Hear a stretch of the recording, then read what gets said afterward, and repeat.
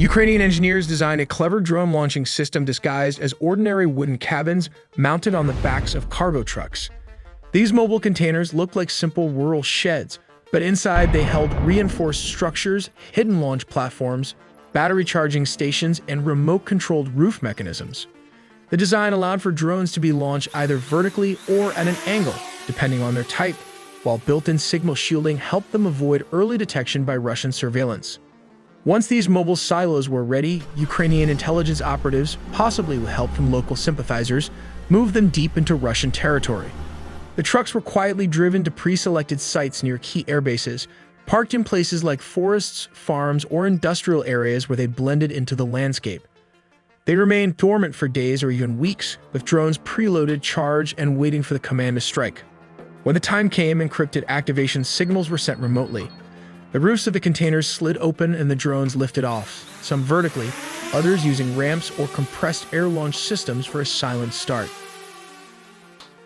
Because the launch sites were positioned just a few kilometers around 2 miles from their targets, the drones were able to reach their objectives quickly, leaving little time for Russian defenses to react.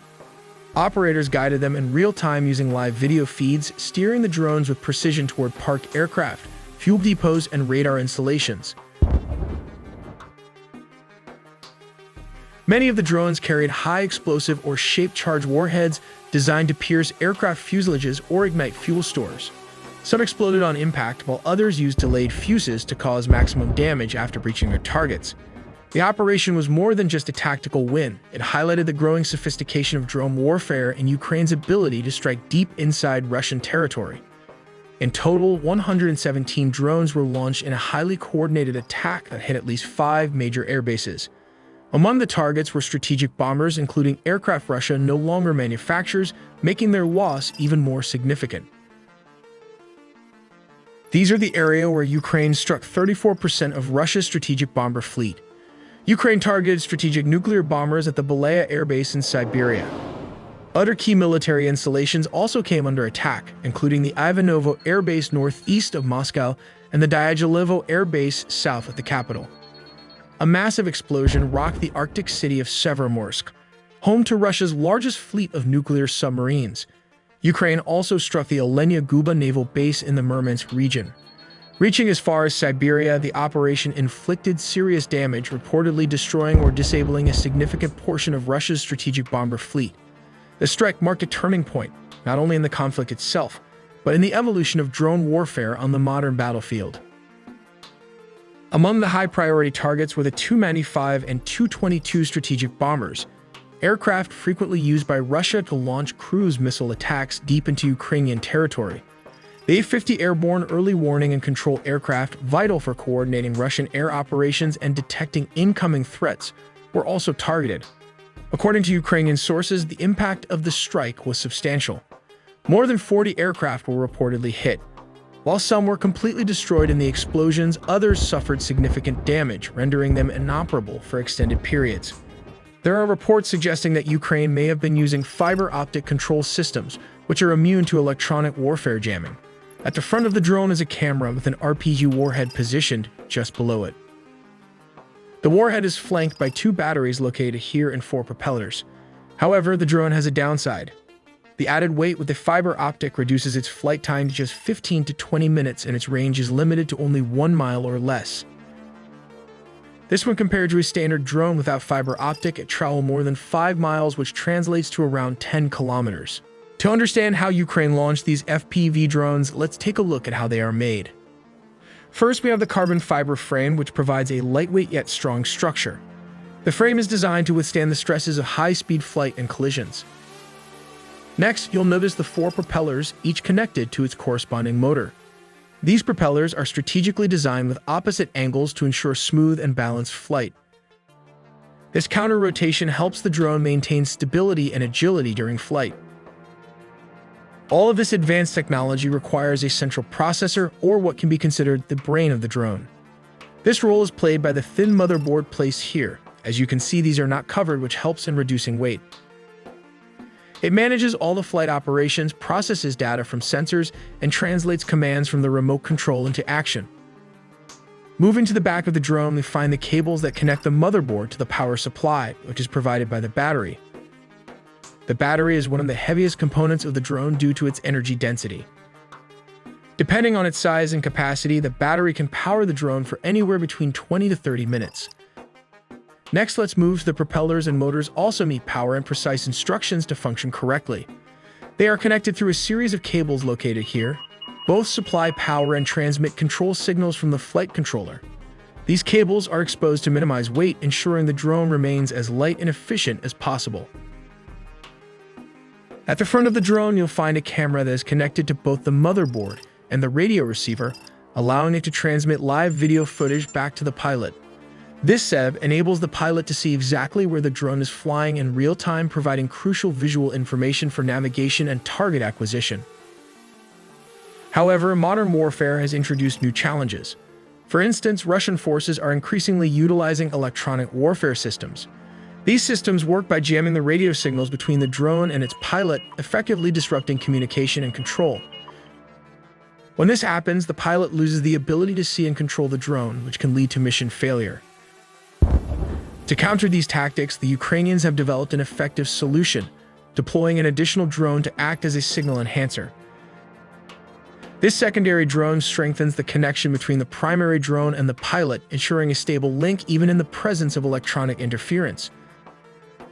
By boosting the signal, this method helps to neutralize the impact of the enemy's electronic warfare units. With this enhanced connection, the pilot regains control and can continue to maneuver the drone toward its designated target, maintaining operational effectiveness despite the enemy's attempts to jam communications. Finally, we have the warhead located here at the bottom. This particular weapon is an RPG, or in full-form rocket-propelled grenade. If we take a closer look inside, we can find the piezoelectric trigger. This trigger mechanism is housed within the RPG warhead and features an air-filled cavity with a conical liner. However, this trigger might not function as intended if the drone is moving too slowly or if it strikes a solid mass, like a tank not in full force. In such cases, the piezoelectric trigger may fail to activate. To address this, an additional trigger mechanism has been installed at the front of the warhead to ensure it detonates on impact either manually by the operator. Let's examine this warhead more closely. At the front, you'll find the piezoelectric trigger. The piezoelectric trigger is a device that generates a voltage when subjected to deformation, exploiting the piezoelectric effect. Its purpose is to measure changes in pressure, acceleration, temperature, strain, or force by converting these changes into an electrical charge. Just behind it, there is an air-filled cavity and a conical liner. This explosive is intentionally inverted, and this configuration is designed to create a high-velocity jet of heat. This jet is meant to penetrate lightly armored vehicles, or in some cases can even damage a main battle tank. Once the booster propels the rocket out of the tube, the fins on the rocket open up to stabilize its flight path for its intended target. Remember the warhead or grenade we talked about earlier? This is how it works. It first hits the piezoelectric trigger, which activates the detonator. The warhead, along with this conical liner, converges to create a jet of steel and heat ready to penetrate a steel armor plate or vehicle. The drone can also be equipped with different types of ammunition.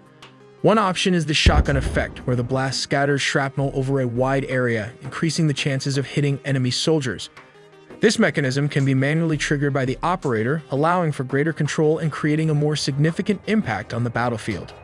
The reason Ukraine took out these strategic nuclear bombers because they have been wreaking havoc. Let's take a look at how they might work. The three planes can work together as nuclear and attack aircraft. In Stage 1, the Tu-22M can sweep in and target enemies using Kh-22 or 32 long-range supersonic anti-shipping cruise missiles, or the Kinzhal, specifically designed to engage U.S. Navy supercarriers. Meanwhile, the Tupolev Tu-95 can be positioned as a command and control center, while also striking less defended infrastructures like the usual communication towers. This slows down the enemy response in the battlefield. Finally, the Tu-160 Blackjack, also known as the White Swan, would launch cruise missiles once in range. These missiles would travel low and slow under enemy radar to reach their targets. This tactic is typical for all bombers in a nuclear war scenario. The Tu-160 can open its weapon bay doors and release nuclear cruise missiles one after another. These cruise missiles deploy their wings when dropped, and it can fly towards their targets, creating a nuclear explosion upon impact. However, the aftermath of such an attack can cause a nuclear fallout. When a nuclear weapon detonates, dust mixed with radioactive fission products are drawn into the detonation's radius, even spreading towards the attacker's own country and people. This nuclear dust can spread all through Europe, Russia, China, and even the rest of Asia if this happens to explode mid-air. This creates a situation where nobody wins, as it affects a lot of people, including those who initiated the attack. Do check out our original animated video on anti-aircraft gun like the M2 Browning, how to fire at an enemy aircraft, and the Zu-23 and how to operate them. So stay subscribed to not miss a beat.